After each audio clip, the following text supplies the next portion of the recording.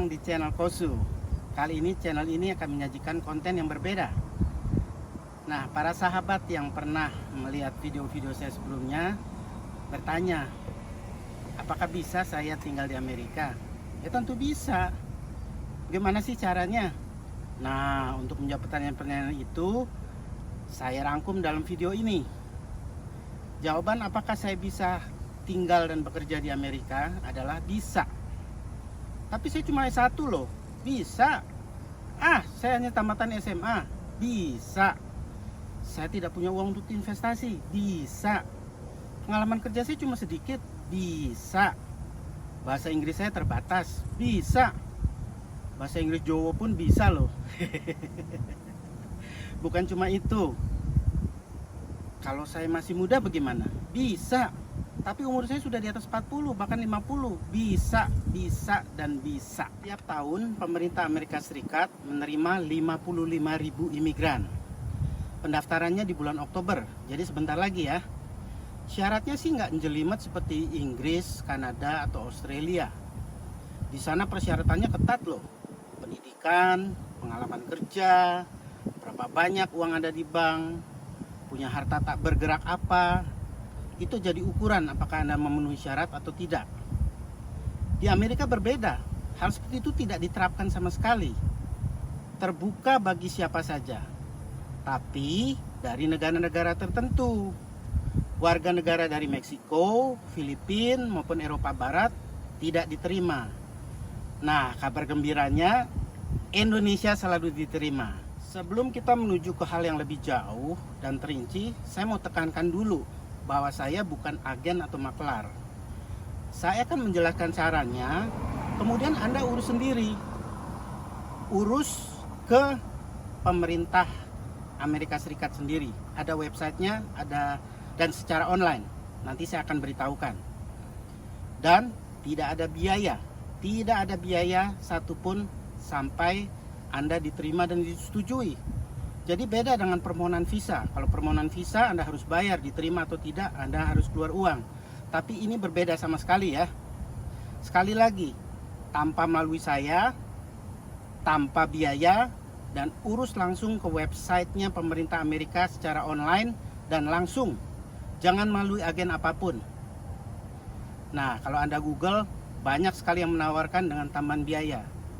Jangan lakukan itu, karena semuanya adalah gratis. Nah, sebelum kita menuju ke cara permohonan untuk tinggal dan bekerja di Amerika, saya mau ajak Anda untuk mengenal lebih dahulu gimana sih kehidupan di Amerika. Ada beberapa video saya yang lalu yang dapat Anda tonton, supaya ada gambaran bagaimana kehidupan di Amerika ini. Oh iya, yang penting lagi kita bahas di sini adalah cara tinggal dan bekerja di Amerika secara legal, resmi, berizin. Jadi bukan secara gelap ya. Kalau gelap itu Anda datang sebagai turis ke Amerika, kemudian seharusnya Anda tidak boleh bekerja, tapi Anda cari pekerjaan di sini, dan masa tinggal Anda di sini sudah lewat, Anda tetap tinggal di Amerika. Itu artinya Anda tinggal secara gelap. Tapi yang kita bahas ini adalah yang resmi dan berizin. Apa sih kelebihannya punya izin itu? Kalau punya izin tinggal permanen, Anda bebas, mau kerja dimanapun bisa. Anda mau pindah dari satu negara bagian ke negara bagian lain pun bisa. Anda juga dapat membawa istri dan anak-anak yang di bawah umur. Kemudian Anda juga bebas untuk pulang kampung ke Indonesia. Dan balik lagi ke sini juga bebas. Mau berapa kali pun bebas, mau 7 kali setahun pun bebas.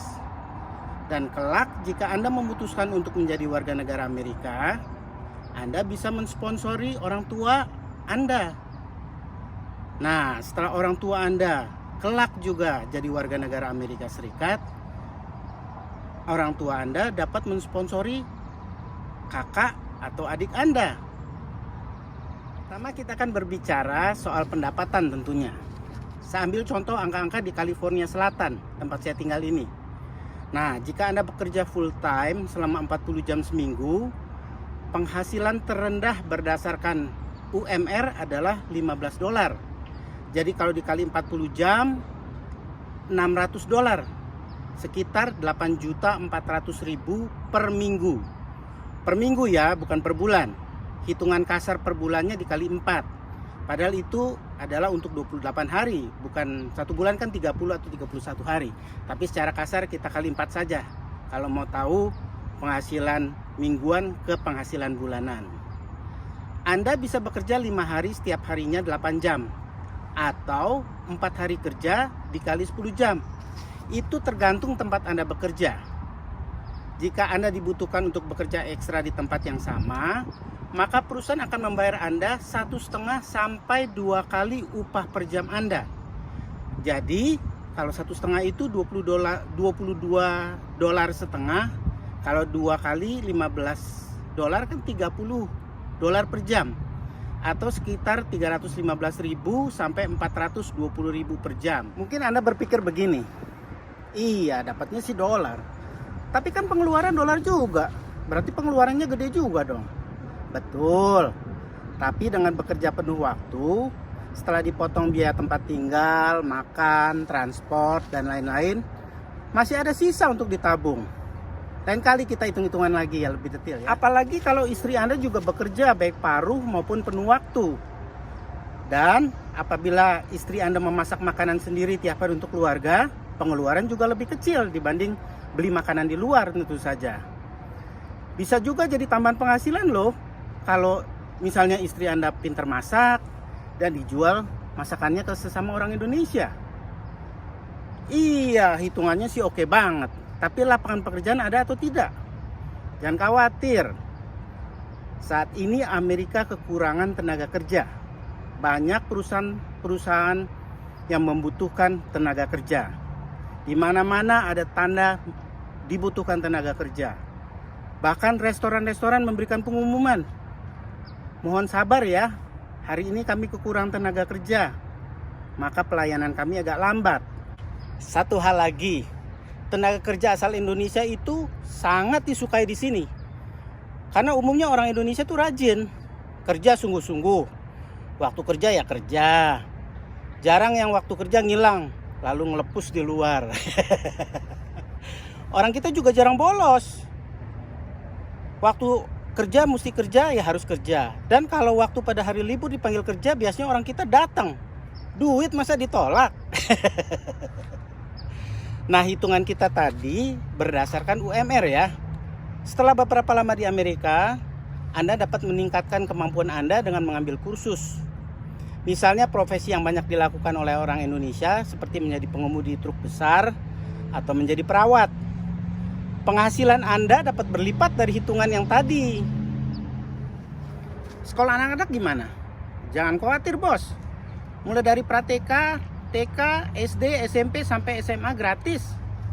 Bukan hanya uang sekolah, buku gratis, antar jemput dengan bus sekolah gratis, makan siang pun diberikan gratis.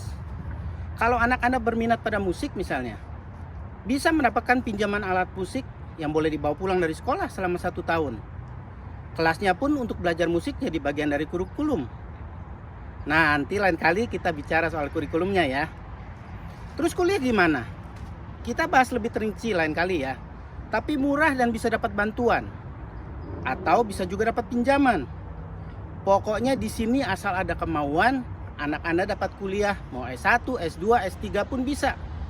Bapaknya paling bantu cuma sedikit. Transportasi gimana? Mobil bekas murah banget bos. Jauh lebih murah dibanding harga di tanah air. Mobil baru pun murah. Kredit syaratnya gampang dan terjangkau. Di sini maaf kata ya, Anda kerja jadi tukang sapu pun mampu beli atau minimal kredit mobil.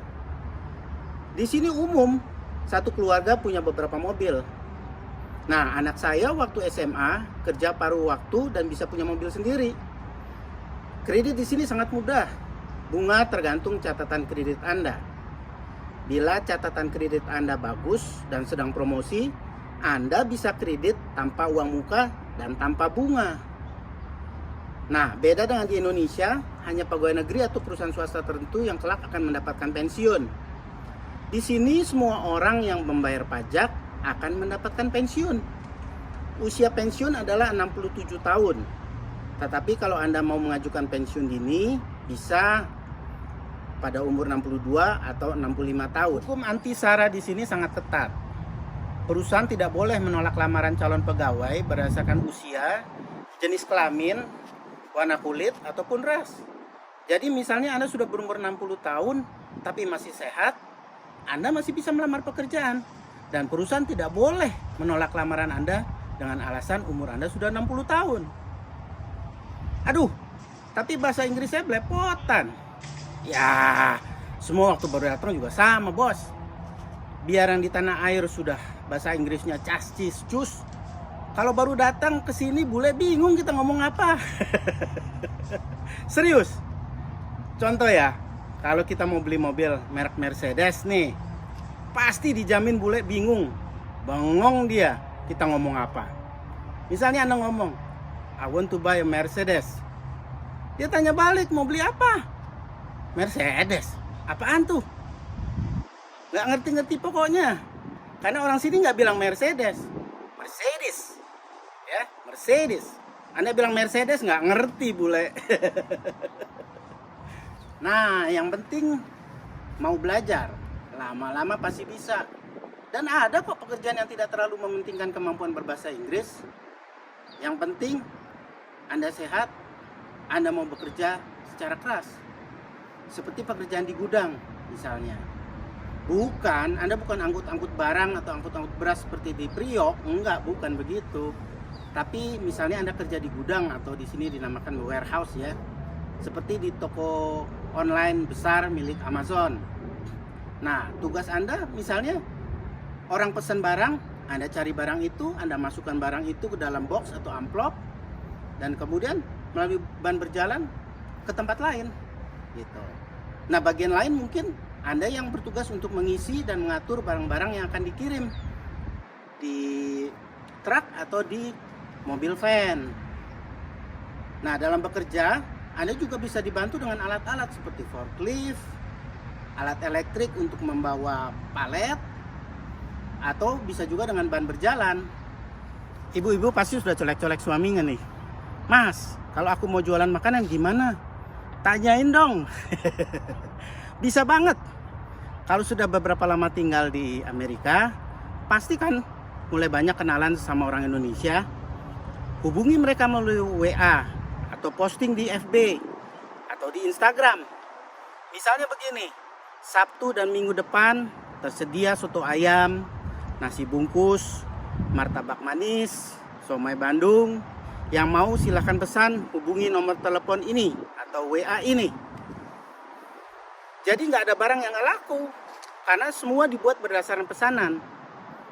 Harganya gimana? Oke, satu loyang martabak, yaitu martabak manis ya, antara $12 sampai $20. Tergantung besarnya, tergantung isinya. Kalikan sendiri dengan 14.000 ya kalau mau tahu rupiahnya. Kue-kue, risol, pastel antara 5 sampai $8, isi 4 atau 5. Nasi bungkus antara $8 sampai $12. Kalau bikinan Anda enak, bersih, harganya bersaing, pasti pesanan akan berulang. Anda bisa juga titip jual di toko-toko milik orang Indonesia. Tapi cara ini kalau tidak laku, ya resiko Anda. Mungkin ada yang bertanya-tanya, wah repot ya tinggal di negara berbahasa Inggris. Kalau mau ikut pengajian bagi yang Muslim atau kebaktian bagi yang Kristen gimana? Oh jangan khawatir, komunitas orang Indonesia ada kok di mana-mana. Kecuali mungkin di tempat-tempat yang terpencil ya. Setahu saya ada acara yang rutin diadakan oleh komunitas Muslim Indonesia yang tentunya dalam bahasa Indonesia. Begitupun gereja-gereja berbahasa Indonesia juga banyak. Jadi soal kebutuhan rohani, Anda nggak usah khawatir. Walau negara ini negara sekuler, tapi Anda bebas melakukan kewajiban keagamaan Anda. Nah, sepertinya cukup dulu pengantar kita kali ini. Di video mendatang, kita akan langsung ke inti cara pengajuan untuk tinggal dan bekerja di Amerika. Segera, karena awal Oktober. Pendaftaran sudah mulai akan dibuka awal Oktober. Sekali lagi, tanpa dipungut biaya dan tanpa melalui saya, tapi langsung ajukan ke websitenya pemerintah Amerika Serikat secara online. Kalau ada yang menawarkan bantuan dengan kewajiban membayar biaya, jangan mau, tipu itu. Karena gratis. Bagi yang ingin bertanya, silakan bertanya sebanyak-banyaknya di komen. Saya akan jawab semampu pengetahuan saya dalam video berikut mungkin. Dan jangan lupa like, subscribe, bunyikan loncengnya supaya Anda tahu jika video berikut sudah tersedia. Dan bagikan ke kerabat dan sahabat Anda. Mungkin Anda tidak berminat merantau karena berbagai alasan ya. Tapi siapa tahu anak Anda, ponakan Anda, atau tetangga Anda punya keinginan untuk tinggal dan bekerja di Amerika. Dan ingat, tiap tahun negara Amerika Serikat ini menerima 55.000 imigran. Salah satunya dari Indonesia. Dan tanpa banyak persyaratan, pengajuan sampai Anda diterima, tidak dipungut biaya dan tidak melalui saya, tapi langsung. Oke? Bye.